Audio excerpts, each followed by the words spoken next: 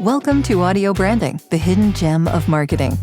Sound plays a more important role in human behavior and our decision-making than you may realize.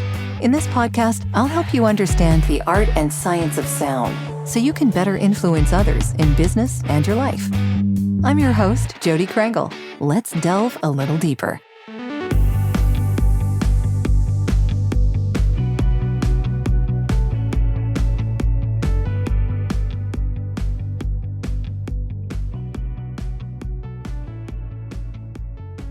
Speaking of better communicating, can we talk about leaders here? Because you also do advising on that, right? So how can leaders better communicate? Oh, man, that's my entire podcast. There's so many. What I find is that leaders, managers, whatever you want to call them, CEOs, I don't think that they're taught how to really communicate. And a lot of the times managers are just, pushed up the ladder and given no training about how to be a better communicator. But I think probably the biggest thing that managers need to know is how to communicate vision. What is your vision of the company, the product, whatever, your department, whatever it is? How do you communicate that vision? Because if the people who are beneath you don't understand what your mission is, what you believe is true about the brand or the product, they're not gonna perform at their best. So being able to communicate to the people who you're managing is probably the most important thing for a leader to do. And so that would be emotionally connecting them to the vision? Yes. Yeah. The whole, it's all in the book. Well, yes, but not everybody has that book in front of them. So that's why we're talking about it. Yeah. But yeah, I think that's probably the biggest thing. You look at Sir Richard Branson communicates his vision for his company all the time. It's nonstop. I read his newsletter that he has on LinkedIn, and it's nonstop. I mean, he's communicating that to us, right, on the people on the outside. But that, over time transfers to, and if there's a possibility that I could fly Virgin Air rather than Air Canada or whatever, maybe I'm going to try Virgin because of this mission, his mission that he's transmitting to us as outsiders. But he's constantly doing the same thing to the people that work beneath him. Richard Branson is a perfect example of the kind of leader that I think all leaders should strive to be. So a better communicator, someone who reaches out through newsletters, someone who isn't afraid to speak his mind. Yeah, exactly. Lead us, show us the way. Right. Interesting. Yeah. There is an episode of the podcast where we talk about crisis communication, and I haven't worked with a leader in that respect. But there's three groups of people. When there's a crisis, there's three people you need to talk to, including your employees. You need to be your stakeholders, your suppliers, or whatever, and to the public.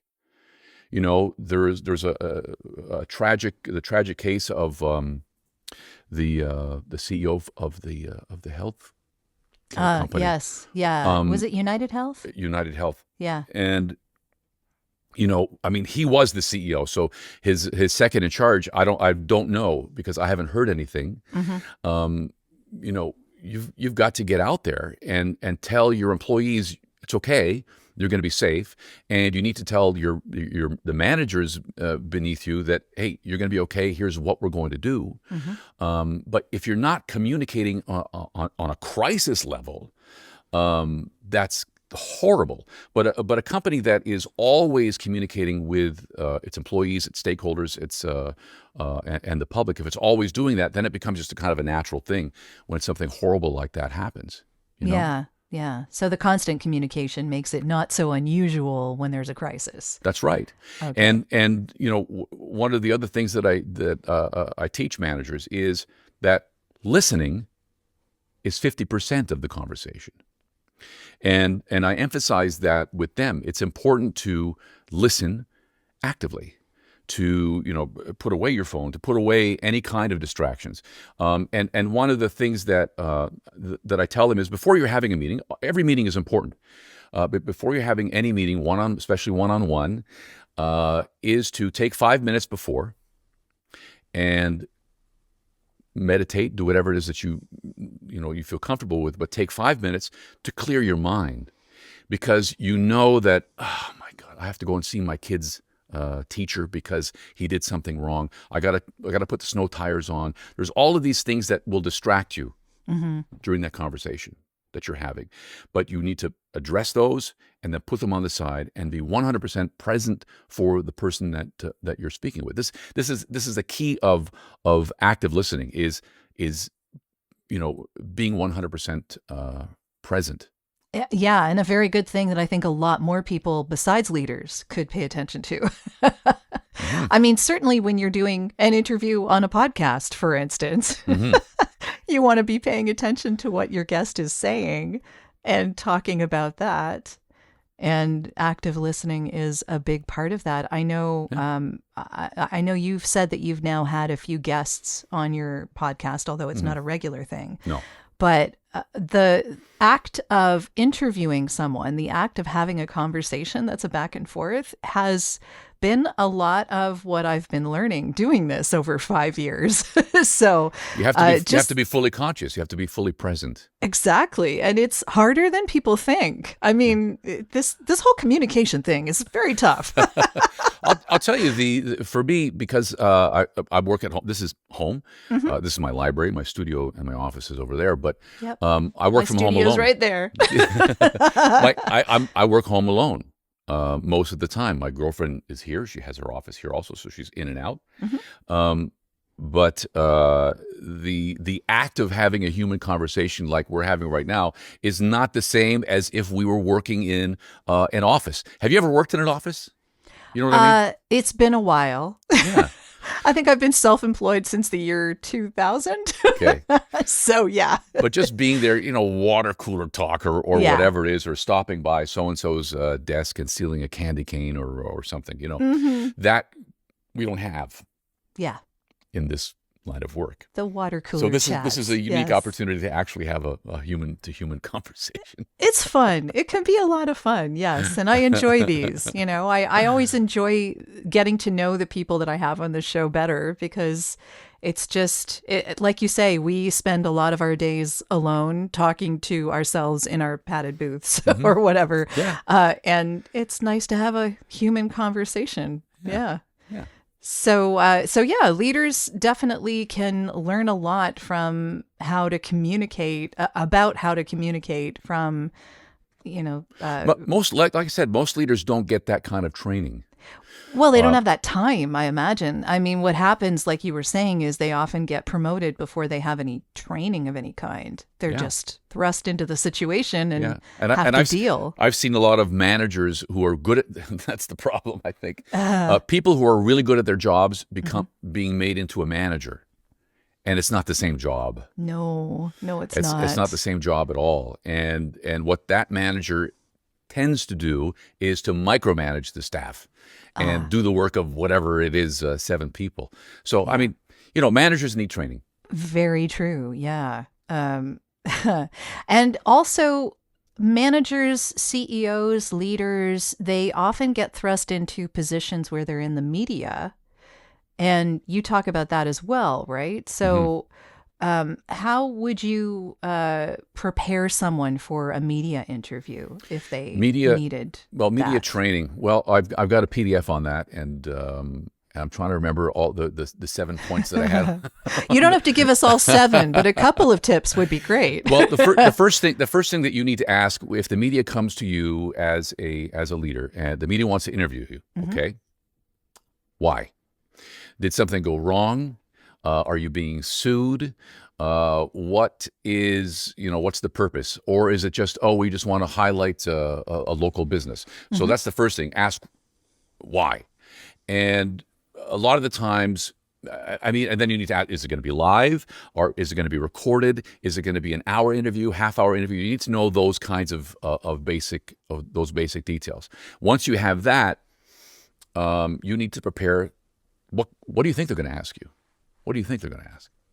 And write those questions down and have a list of the questions with the answers, so that you already have an answer that's quick.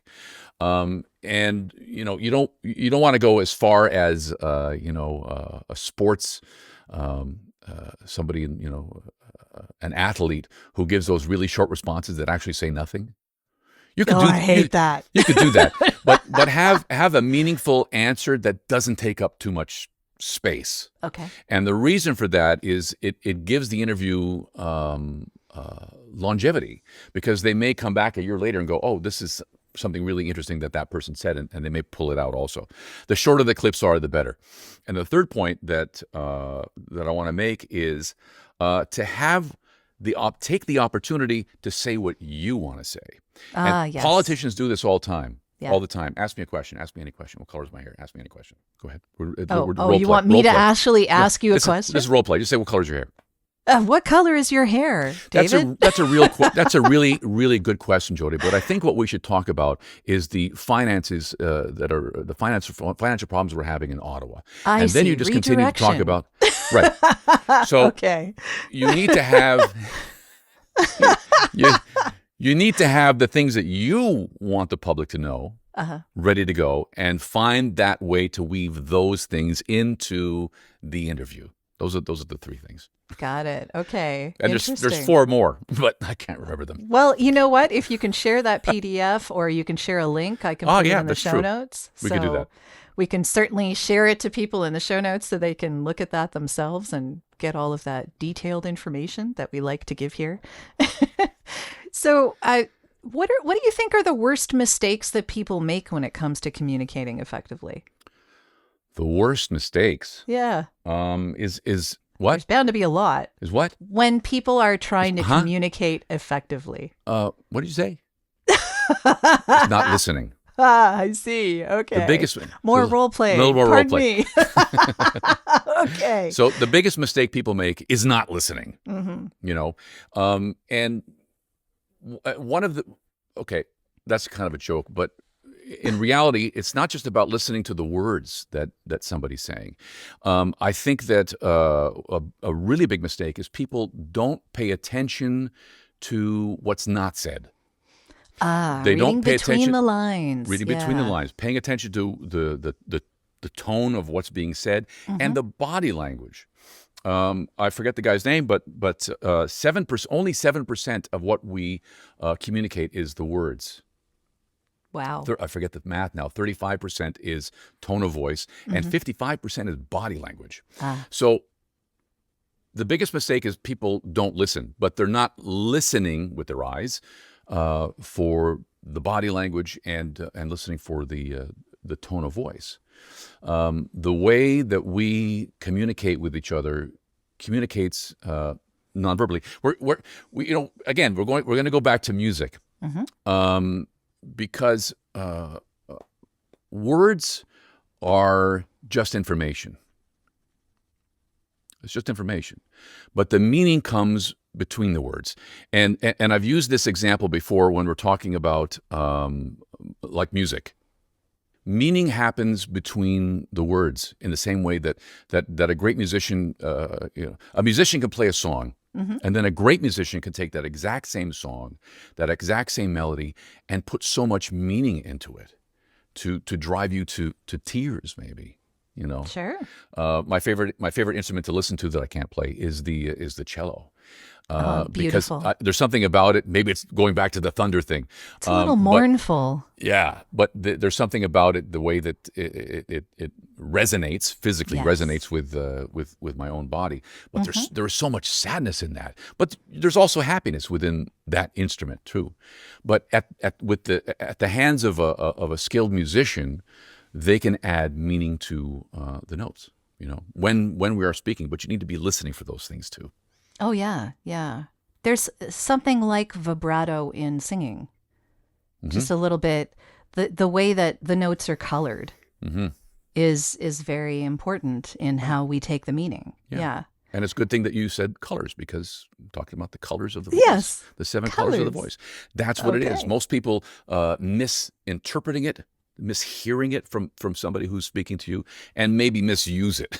Misuse it also. I was teaching it was a corporate webinar that I was doing.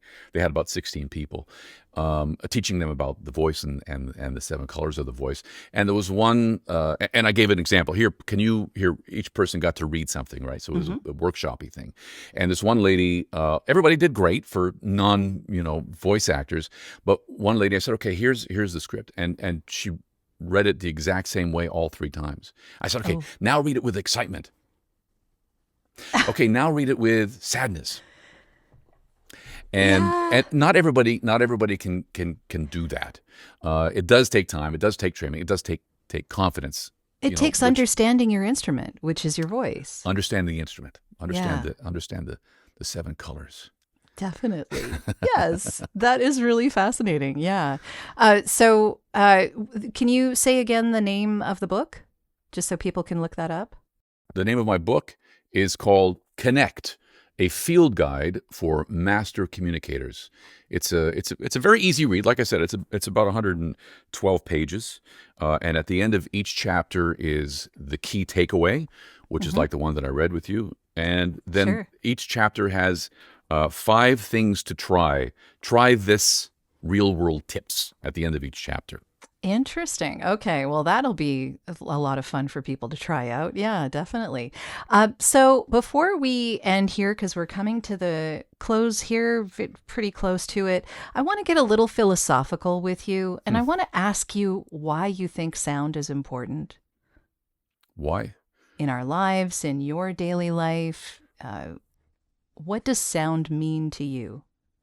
I think that sound is the essence of living. Alan Watts is probably my favorite philosopher, and you could probably find it on YouTube. It's a YouTube video called "Life Is Not a Journey." The meaning of life isn't the end. It's actually the journey. And he talks about how, when we're born and we go to school and there's always something else to come. And we think, okay, now we've achieved greatness. Now we've come to the height of life. But then there's always something more. And the more that we in our modern society keep chasing things, the more we're missing. And he likens the idea to an orchestra. To an orchestra. It's about life is about the song. It's not just about the ending, reaching that achievement. He says otherwise you would go to see a band performing a concert and there would just be the big crash at the end, pa-dam, and everybody would applaud and be happy. It's not. Life is about the journey. Even though in the video says life is not about the journey. Life is the journey, and that journey is like music, and it's sound. That is a very important point, and I totally agree. Yeah, I think music really makes our life worth living too. There's something to be said for making it and listening to it and letting it influence our emotions and how it inspires us and picks us up when we're feeling down and actually this is something that AI doesn't quite get, because I don't think that we've talked about AI, but in the idea of AI understanding human beings, one of the things it doesn't understand is the fact that we listen to sad songs to make us feel better. Yeah, that's contrary. It's not literal. Yeah. So the thing is this: we, I mean, what I teach is heart-centered communication, and what artificial intelligence doesn't have is heart, and heart comes from our unique experiences, that color, our perception of the world, and artificial intelligence. It's artificial intelligence. It's not artificial emotion. And for that reason, when we're talking about we're talking about AI in terms of voiceover, it's never going to be able to do what we do. It can emulate it. It can be kind of close to what we do, but it can never be what we are because of our unique experiences in life and how we interpret things. So artificial intelligence, sure, but it's not artificial emotion. It's not artificial experience either. Unless they could figure out how to do that. Yes. Yeah. Yeah. The experience is what colors what comes out. So the background and understanding from a human place of existence that isn't there. Yeah. I mean, I think it has its place. I think it's a useful tool, but I don't like the idea that it would ever replace us. That would would be counterintuitive. I submitted a project to one of my longtime clients. It was a corporate video, and he knows my voice, and we worked together for years, for like 10, 12 years on various projects. And he got back the audio, and he says, "It sounds too AI." And I was, "What do you mean?" Interesting. It was a combination of, he sent me the French version. A lot of times I'll do the English version of a French video. So he sent me the French one. So I kind of went with the vibe of the music and the vibe of that voice. And I did my usual thing. But he came back and he said, "Is it possible for us to do it different? It sounds a little too AI." Yeah. And I said, "Well, that's the way the script was written." There were no contractions. Everything was "I will" and "you can," see. Okay. and, etc. But so what's the fix for that? Like, I'm curious, because he was hearing something. So what was he hearing, and how do you fix it? I would go through the script again, and that's way too big of a thing to do. But I would go through the script again and make it a little more conversational. Isn't that your favorite thing? Here's a script, make it conversational, but it's not written as a conversation. Yes, script. exactly. That happens all the time to us, doesn't it? Yeah. A lot of the times during auditions, I'll change things. Yes. If that's what they're saying, you want conversational, then I'm going to change a few things around. Yeah, that makes sense, definitely. Contractions, all about contractions. Yes. Yeah, putting a little more... Couldn't. Yes. Yeah, being a little more casual. That's a good thing. Did you probably already heard this joke about this woman who was going into labor, and suddenly she started screaming out "wouldn't, shouldn't, couldn't," and the doctor was like, "What's going on?" And her husband says, "Don't worry, it's just contractions." Okay. Yeah. Okay. And on that note, I think that was a C sharp. Yeah. How can people get in touch with you if they'd like to, David? They can visit my website, davidtylerspeaks.com. There's a form on there that you can fill out. And you can listen to my podcast also through the website. You can email me. What's the podcast called? The podcast is called The Master Communicator. Okay. Or Great. The Master Communicator, however you want to However you want to put it, yes. Okay. But you can send me an email, david@davidtylerspeaks.com. Great. Thank you so much, David. This has been a lot of fun. Thanks, Jodi. Well, that's the end of this episode. Thanks for listening. And if you like what you heard, why not tell a friend about this podcast? It's available in all the usual locations. Until next time.